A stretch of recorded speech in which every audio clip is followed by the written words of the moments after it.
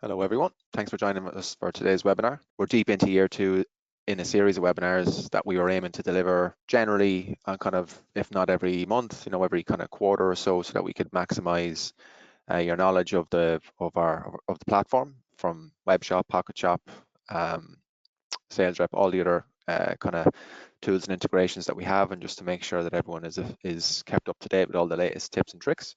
My name is Chris Dunphy. I'm a customer success manager here in Experlogics. I've been with the company for the last 7 years approximately. As some of you might know, I've led the support team. I've pretty decent product knowledge when it comes to the general platform.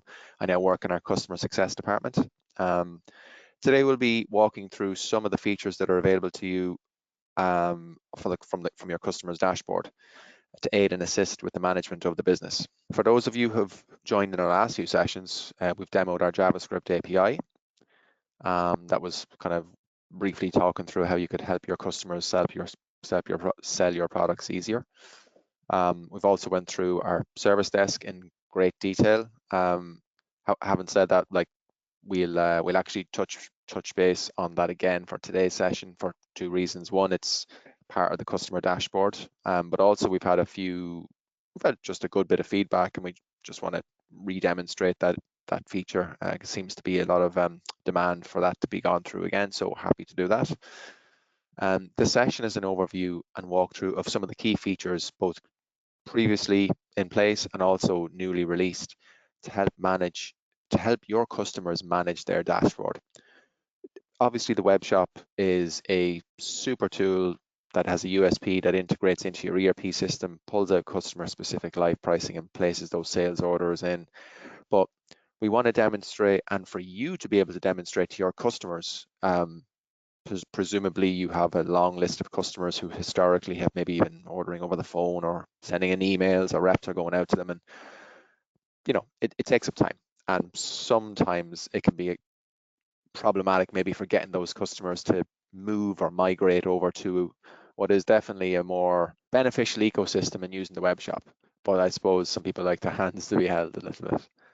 So what this will allow you to do is have a bit of knowledge and power to put into your customers' hands to kind of demonstrate to them, this is how you should be using this tool so that you can manage your business and get the most out of it for self-serving.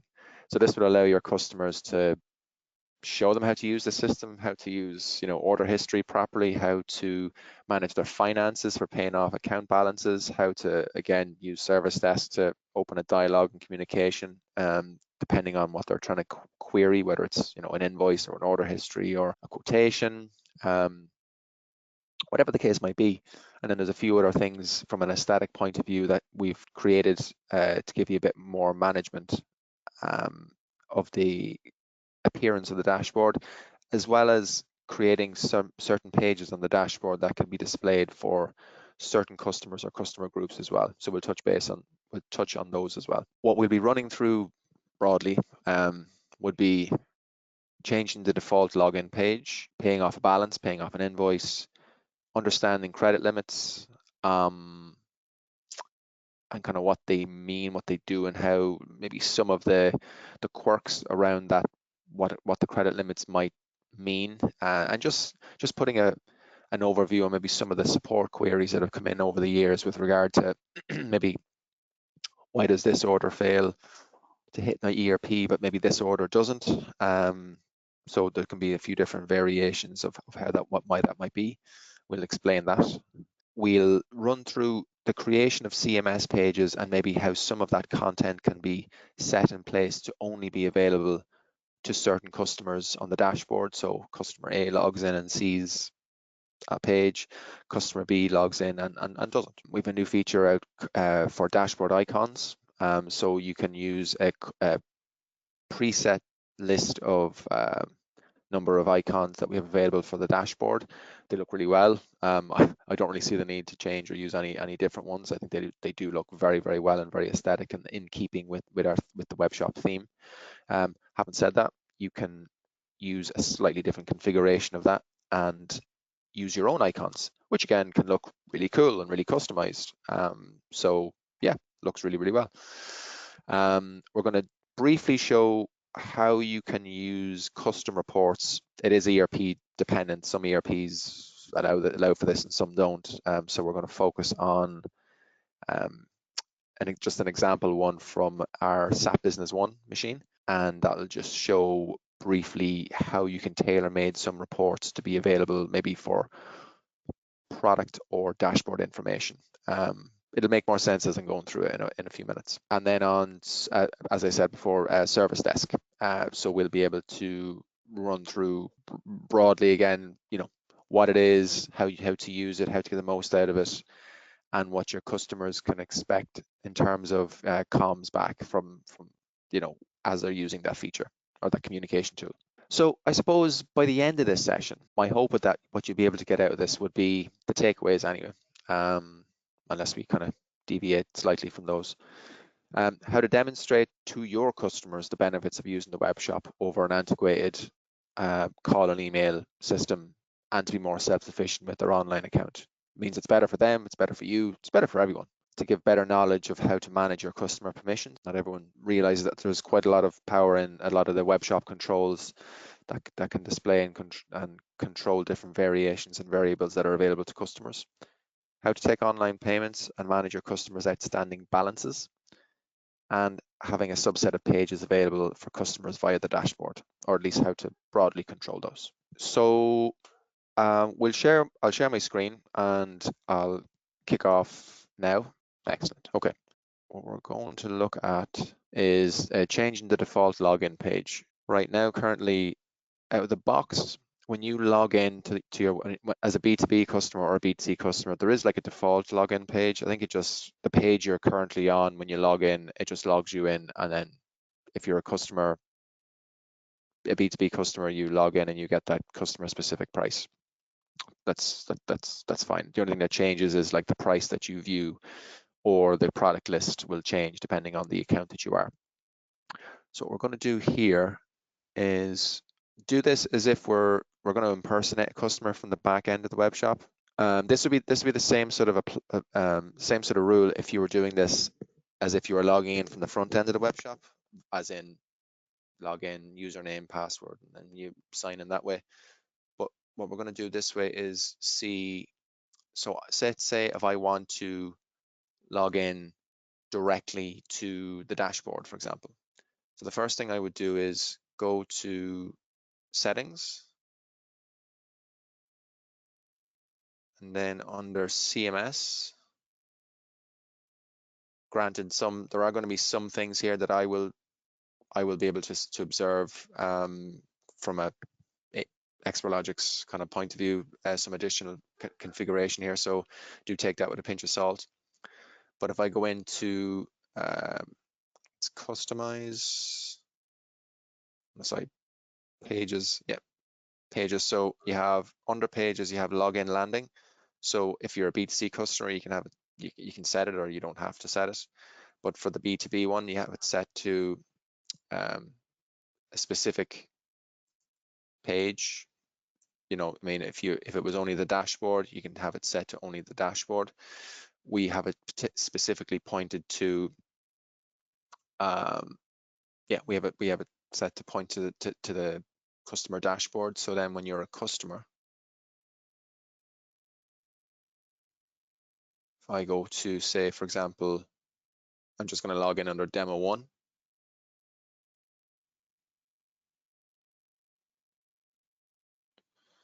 So that brings me directly to my dashboard. Yeah, so that's one thing. In terms of being able to orientate the tabs that we have here on the left-hand side as well, so you can customize that for your own, not on a per customer basis, but you can customize this to be able to display the orientation of those tabs. What you can do is, like say, for example, what we've set here in place is a tab called Insights. So when a customer logs in, the first thing that they'll see is like this page here. It's just like a mock-up of some screen graphs and things of that sort of nature for somebody to see.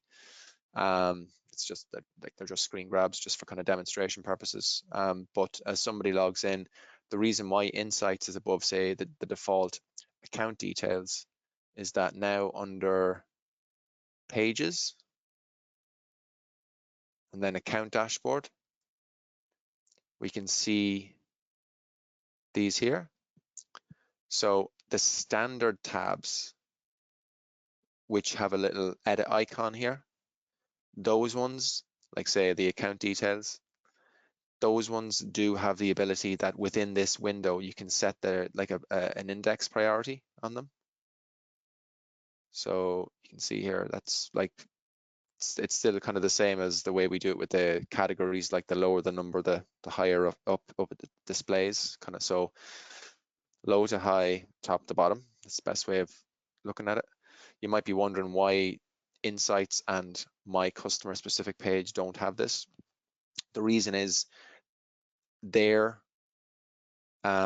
those pages are nested CMS pages, and we'll kind of get to them in a few moments of that's one of the topics we're going to be covering today. But because they're custom pages, they're not official original dashboard pages, you can't set the priority index here. You would have to set it under the CMS section. So let's take, just for an example, without digressing too much, Insights. So if I go back to all pages, Insights, and we can see here under Insights, the order is set to -1. Let's just change that to -2, for example. Shouldn't really actually change or do anything to affect the other dashboard. But what I want to demonstrate is that when you change it here and go back to the dashboard, we can see that it's updated to -2. But if I then excuse me, did want my account details to be above that, that's fine. All I'll do is change that to -5 or anything of a lower number. And when we go back here, we can see here that it's nested above it. And if I refresh my page, I can also see that the account details now in a moment should now appear above Insights. There we go. So account details is above Insights. Now,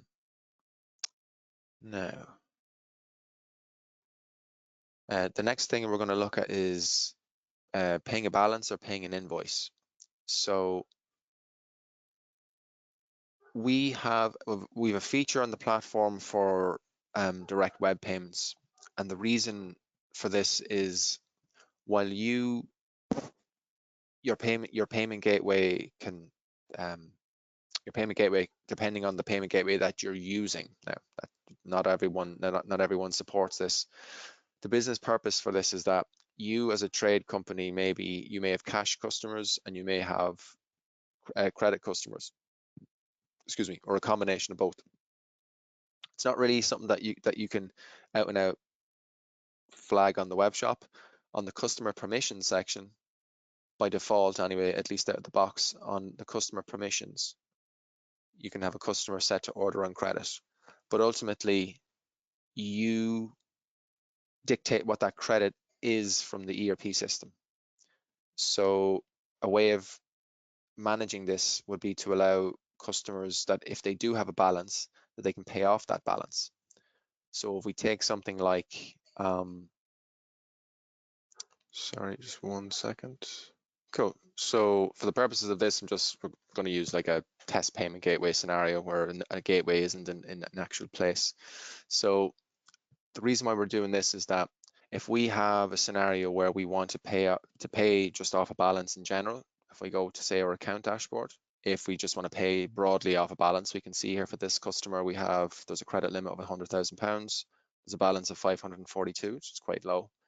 So there could be a number of reasons why somebody may want to pay off their balance. In this case here, it's just somebody who's just doing good housekeeping.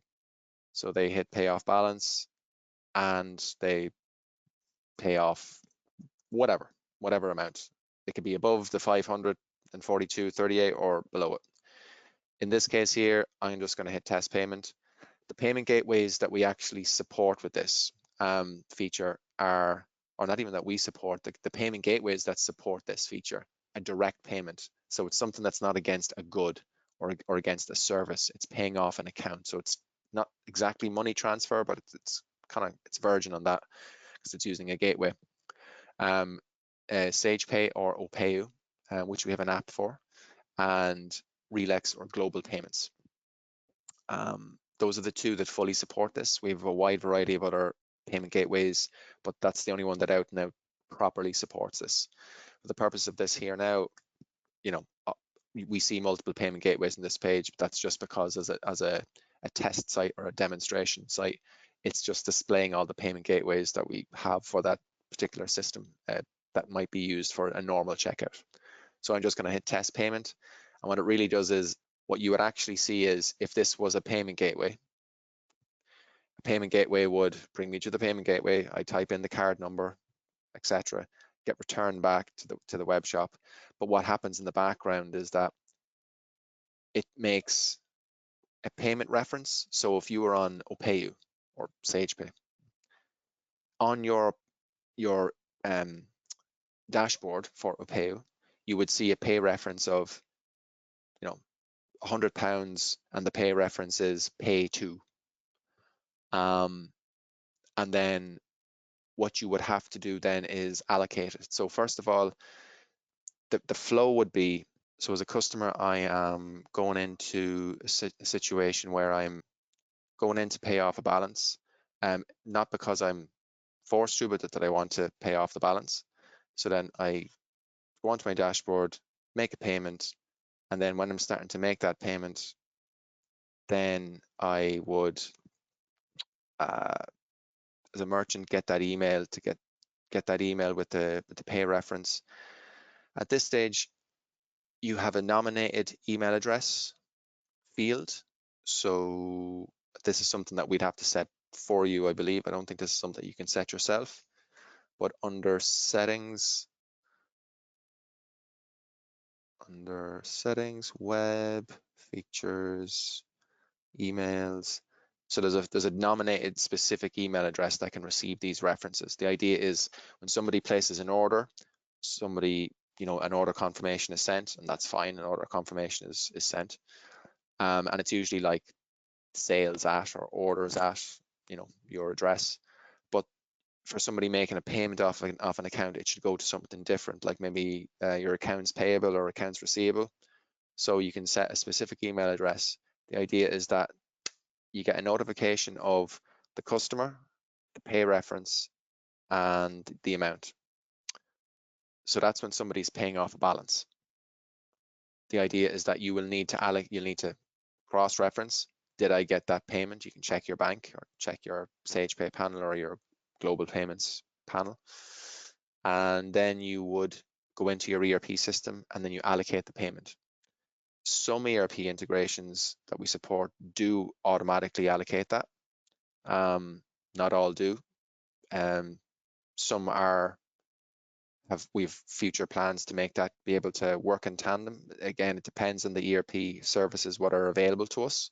But for a list of certain ones, that does allocate automatically. But if it doesn't, as I said, once somebody in accounts payable verifies that, they update the balance on the customer account in the ERP, and then in real time, the balance on the dashboard from the customer will change. So that will reduce their balance. When it comes to actually paying off a specific invoice,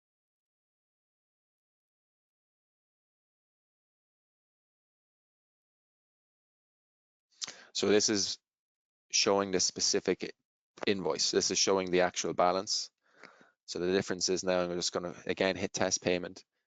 The difference is with this one, the email address, the email that gets sent to the person in the accounts receivable department, apart from just seeing, pay 3 was successful and it was for this email address with this account code and this amount, the difference is now there'll be a specific like invoice reference. So somebody was specifically paying off invoice number 12345.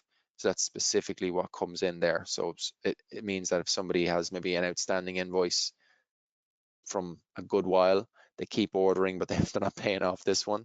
Maybe they've been told by their account manager, you guys, you know, that they need to pay off a balance or pay off a specific invoice, and it's in their interest to do so. Well, this will, you know, kind of push them to do that. This kind of leads me into my next topic about the credit limits. So where you have the credit limits in place, so credit limits can be controlled in a few different ways. There's an overarching control, like I showed a moment ago, where you can simply say, well, for this customer account under permissions, you cannot order on credit. And that's it.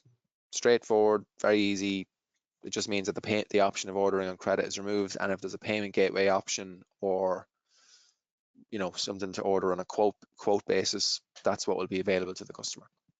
And that's fine if that's the way you operate your business, and maybe everyone does it that way. There are other variations on that as well, just not to get to go off on a tangent, but on that order on credit feature, for example, if anyone uses the auto register feature, there is a side feature to that as well, that if somebody uses the auto register, by default, they're allowed to order on credit. We assume that because you're a trade company, it's a B2B web, you know, to B2B integration. Most 95% of customers, I'd say, through our platform order on credit. But for those merchants who do offer like kind of cash on, like a cash basis customer, not a credit basis customer, we do have a side feature to that. So when somebody uses the auto register feature to self-register, if they have a B2B account in your ERP system already, they can do so, and then the default will be that it's order on credit. No, because sometimes it could be very annoying when somebody starts ordering on credit, and, you know, then you have to explain you're not allowed, and so keep that in mind if that's the case. You'd have to just check in with our support team and they can guide you through that. Yeah, so when it comes to credit limits, you may have a scenario where a customer could have £1,000 in credit, but they keep placing orders well past that. There's controls from the ERP, there's controls from the web shop. It depends on how you want to approach your customer. So if you just do not want the customer to be able to order past their credit limit, that's fine. So you're kind of taking the onus out of the ERP is what I mean. So you want a customer to, if they hit their credit limit, they cannot go past that. So we have a feature called strict credit. Okay, so we'll see if we can get a customer who has a low limit. Should just be a moment finding one. Just bear with me. So this customer has a credit limit of 20,500. So there's a balance of 918. So they have 33 grand in the cart.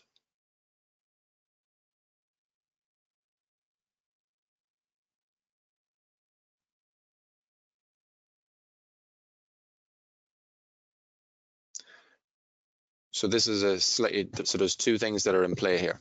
One, I have that feature enabled for strict, where we're saying for strict credit on a different site here. So if I jump back into settings, look up strict.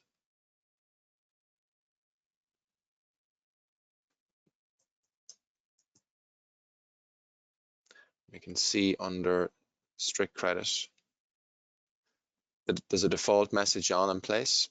You have insufficient credit to place this order. If you wanted to put a custom message on it, put in the strict credit message here, and then you can have a specific thing for when somebody's on stop.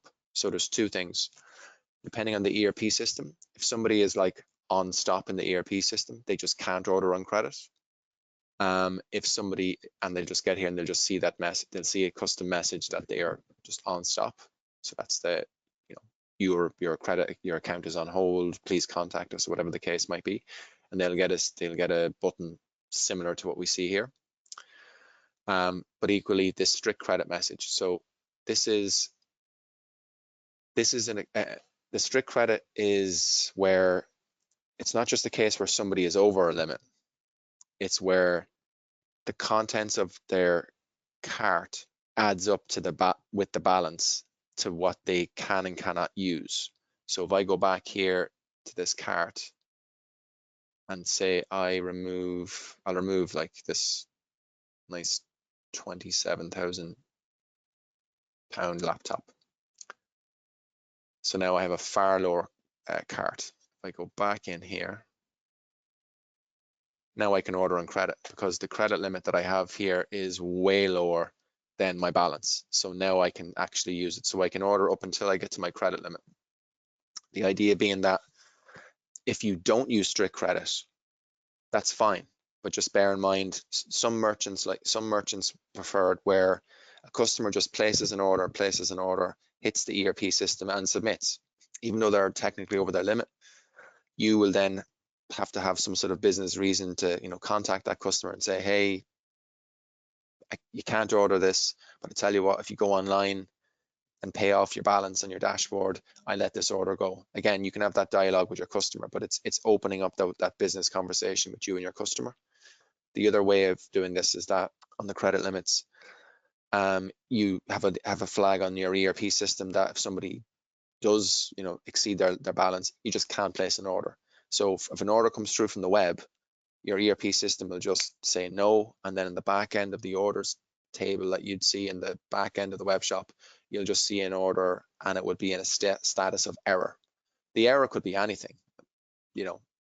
just to give you an example, like this one here is telling us that, that there was an issue with the sales rep order. It doesn't give any specific details on it, but the likelihood is that customer was probably, the product for that order was, there was an invalid product on the order, or that the customer was over their credit limit. So that's the ERP telling us no. So that it would be the same thing if you were on your ERP system raising an order, and if you tried to place an order for somebody where their credit limit was over, it's going to flag to you in some way, shape or form, this customer is over their limit. And then what you do at that stage is up to you.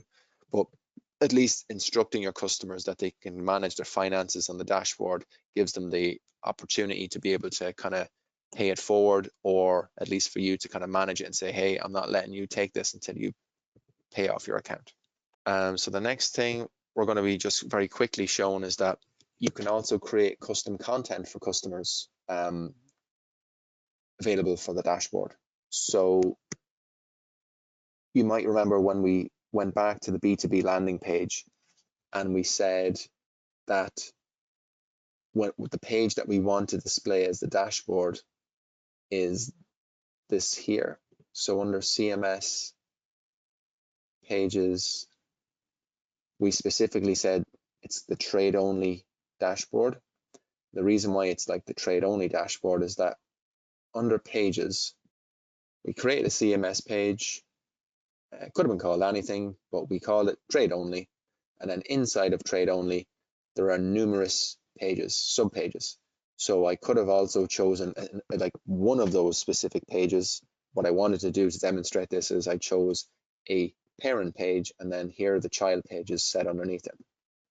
So if I go into this trade only page, we've special offers, insights, and my customer specific page. I built them all using Visual Page Builder. But what I want to demonstrate is I'm logged in now to this site as Turner Safe ACC2. Okay. I also get a little welcome message to say welcome Turner Safety. That's something you can turn on and off as well. So if you go in, just not to digress too much, but if you go into settings, and then if you turn on search for welcome,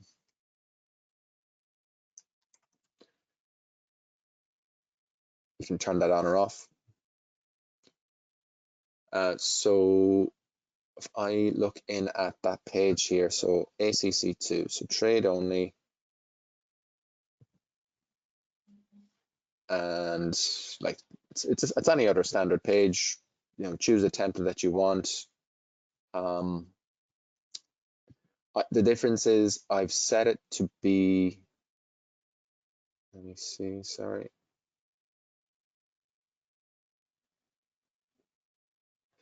Yeah, so on ACC2, so the difference is that if I'm looking in, yeah, so I have like what, 1, 2, 3, 4, 5, 6, yeah, this many kind of tabs here. If I jump out of here and then look in at, if I jump in on a different account code, so I'm going to go in as demo1 cdunphy@expertlogics.com, and I jump in here. Now I have more tabs here, and the reason I have more tabs here is, just to highlight that there, you can see. So if I look on that customer specific page,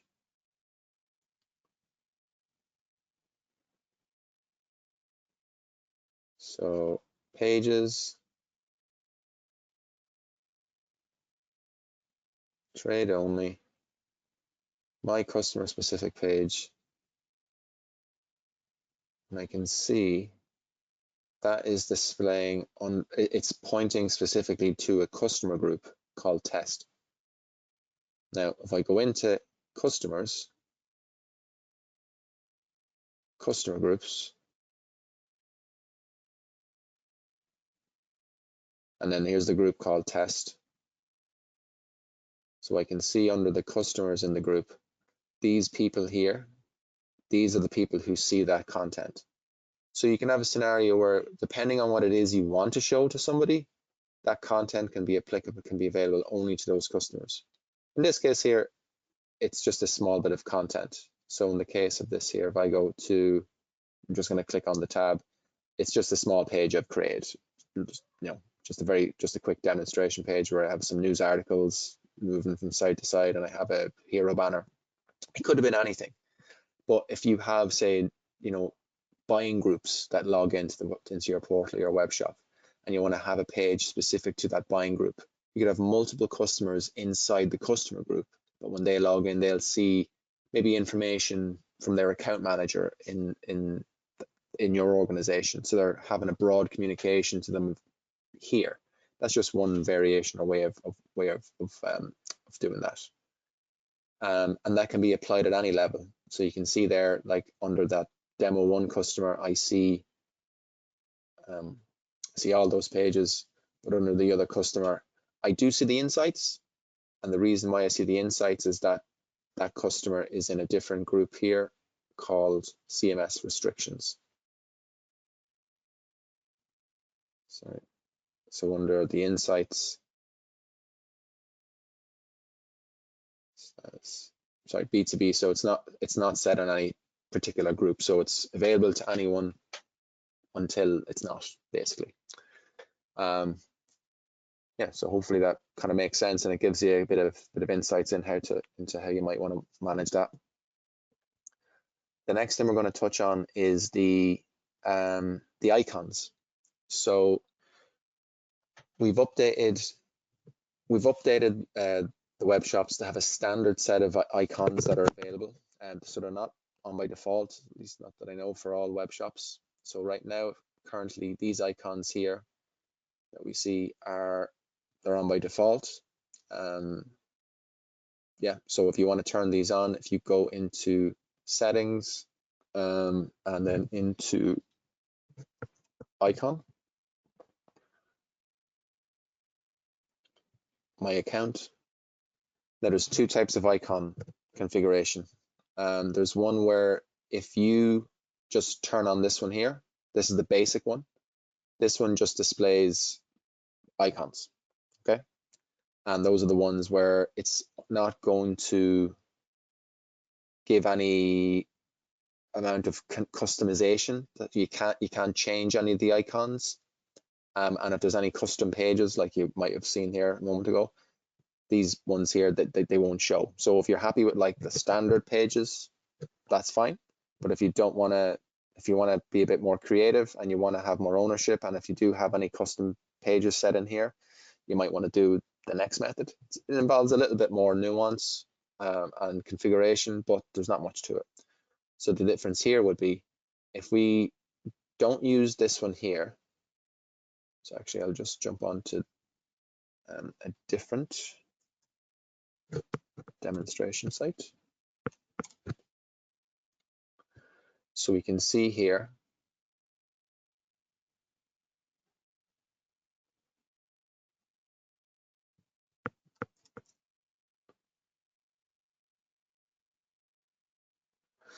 So now we're using this one. So this is enabled. And again, we have to point it to a specific, it's usually preset anyway, but we have to point it to a particular path.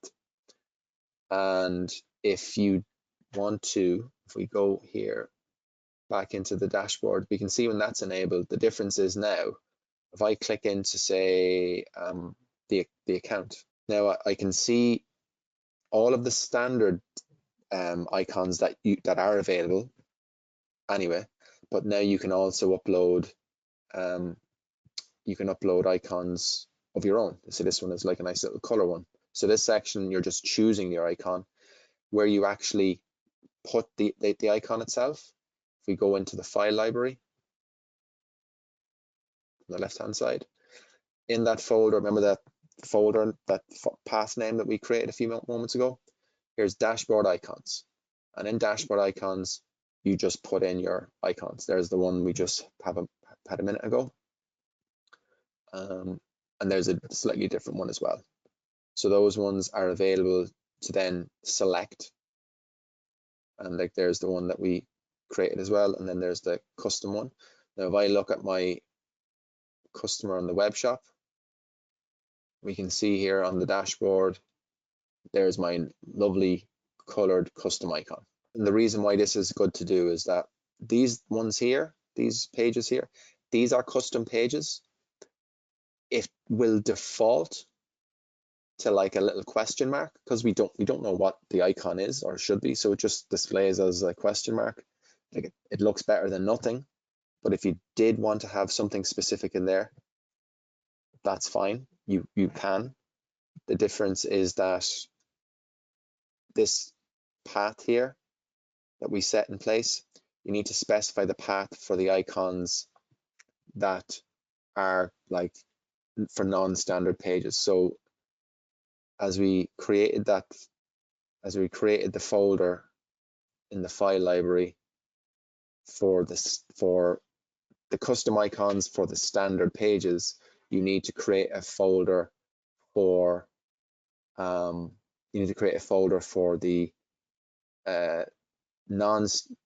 non-standard pages effectively. So you need to map that in as well, and then you can put in different swatches and things like that. But if you want some assistance on this as well afterwards, if you go on to Affix Assist, our documentation hub, search up icons, and we can see here using the dashboard icons, it gives full information on how to set this up. It gives recommendations on the icon size. I think it's like 250 by 250 is the recommended size. And then it gives the information about how to add those into a different icon folder and how you'll be able to make sure that works for those custom pages with the custom icons. The next thing we're going to touch base on is the custom reports. This isn't available from all ERP systems. Like I said, the one we're going to use here as an example is SAP Business One. The reason why you may want to do this is that you may have a report on your ERP system that you want to be able to control from the ERP system.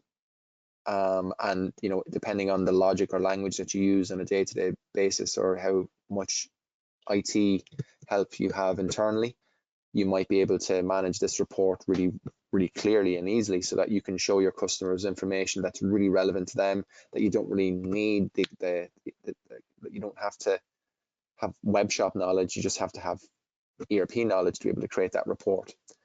In this case here, if you go to customers, then into custom reports, now there's a wide variety of ones here. Some of them you can display on a product page. Some of them you can display on the dashboard. So if I go to say, for example, back orders. Now it's called back orders. This is a query that you would run on SAP Business One. So when it comes to like the actual creation of it, I don't have a clue. But if somebody is well versed in SAP Business One, they will be 100% proficient with being able to set this query up themselves.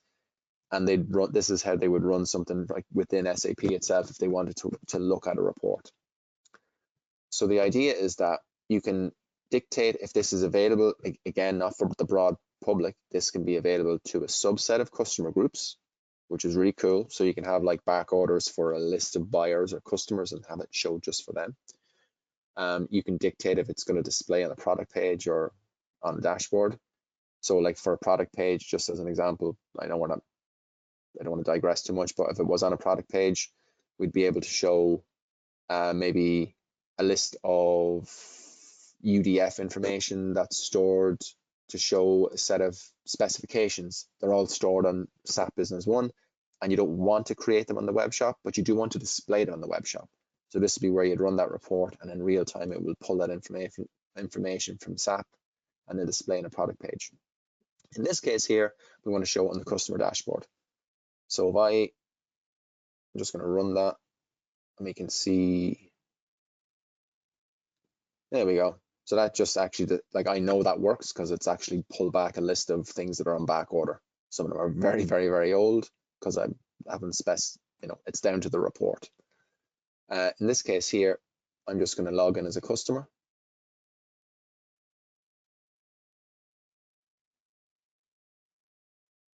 Here's my back orders, as I'd expect. And there we go. And then I can export them to a PDF, or I can export them to a spreadsheet if I so choose. And again, depending on what that is for the customers, as you adjust that query, I mean, no one really needs to see a back order from 2019, but how you update that report could be very beneficial for that customer or customer groups. And then lastly, again, it's just to touch base on Service Desk. So the idea here was that on Service Desk, we wanted a way to make sure that you and your customers could communicate in a way that was that made sense, because maybe you're getting inundated with calls, or you don't have a live chat facility, or you're getting queries over the phone about quotes or orders or order history, and it's just becoming a bit awkward for everyone involved. So what we have in place is that from Service Desk, it's an application that you can install from our App Store. So it's free to all customers. So you can install Service Desk, turn it on. Once it's enabled, you get a little button over here on the left-hand side called Service Desk. Then within there, take a look at the last one here. Here's one from, yeah, sure, I'll do a live one here. So I'm going to choose that there's a quotation in place. There we go. So this is a quotation we would have placed a couple of months ago. So from here, I could say, hey, has anyone looked at my quote requests, please? So what's actually happening there as well is a notification is getting sent to you, the web shop admin, and a notification has gone to the person who is logged in to say, here is the question that you have submitted. And the same will happen when the admin starts to update their request. So now if I go back in here to the management interface, you can see here, click on Service Desk again. So there's my comment, and you can see that the type is based on a quote. And I can say, oh, my apologies, I'll update that now for you.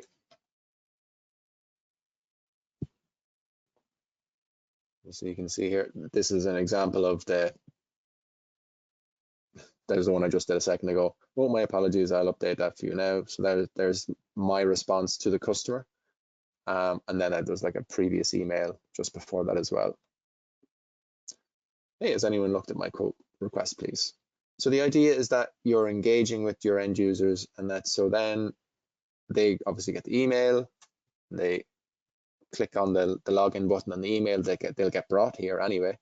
If they were still on this page, they'll still see the comment thread history. The idea is that if somebody has put in a query to update their a quote status or a quote quantity or a quote price or whatever the case might be, they'll be able to do that now, and they'll be able to kind of have that dialogue. It's the same thing of order history. You know, if somebody's wondering, I've placed an order, where's the order? You know, on SAP, for example, there's 2 statuses. I know on other ERP systems, there's a wider variety of statuses. You know, it might be order picked, packed, shipped, sent, part shipped, whatever the case might be.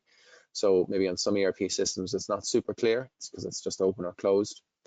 But in this case here, you know, if it's order history, again, somebody clicks into the order. This, you know, this one was placed,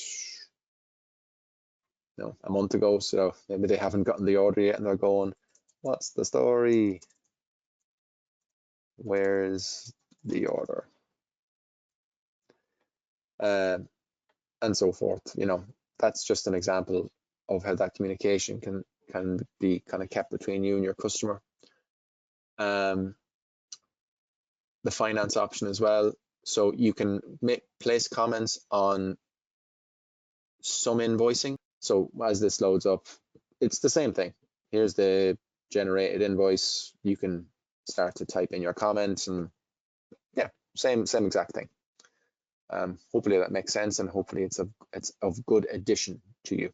Now, I think we'll go ahead and take some questions. That's everything that I've set out to cover. I know we're a little bit over time, so apologies for that. Let's see if I have any questions. So Philippe is wondering, will you share the recordings from the session? Absolutely, we will, Philippe. They usually a week or so onto our documentation hub after the call. We need to get them edited and cut out a few hiccups here and there, but we'll put that up after, you know, on our AFIX Assist site and link it to a YouTube video shortly thereafter. So please, on the webinar section of AFIX Assist, if you just every now and again browse to webinars and then look up for July 2024, you should be able to see it shortly. Is Intact IQ compatible with these custom reports? I don't think so, Chris. I don't think that you can generate this in Intact. I think that's the thing.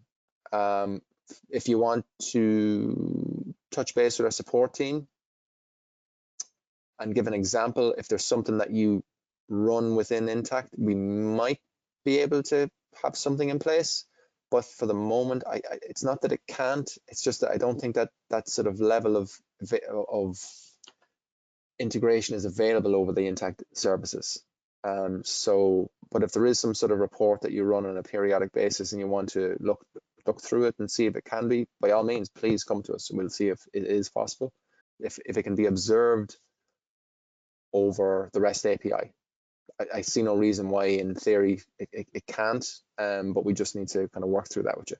I'm not sure if this is Chris again. We run Intact IQ. Is it possible to pull custom reports through from this type of Explogix integration? Just as Chris said a moment ago, maybe. It's not something that I've seen, but at the same time, I mean, if something is available through the REST API, maybe. The best thing to do would be to reach out through to our support team, and the guys will be able to, you know, assist you with that if it is or isn't possible. It may very well be, but I'm not sure off the top of my head if there's anyone that's currently used it. Today it's been SAP Business One and one other ERP system that we're just finalizing an integration with. Okay, guys, I think that's everything. Perfect. Yeah, look, that's great. Look, thanks everyone for joining. We appreciate you being here. The customer success team will be bringing you more content and some training refreshers from these webinars, you know, as frequently as our kind of requests come in from you, our customers, whether it's every month or bi-monthly for the foreseeable future. So stay tuned for more content. As mentioned, if there's any more emails or messages put up here, we will reply back with any additional comments, reply to any additional comments if anything comes in afterwards. But yeah, thanks for joining and enjoy the rest of your day. Bye-bye.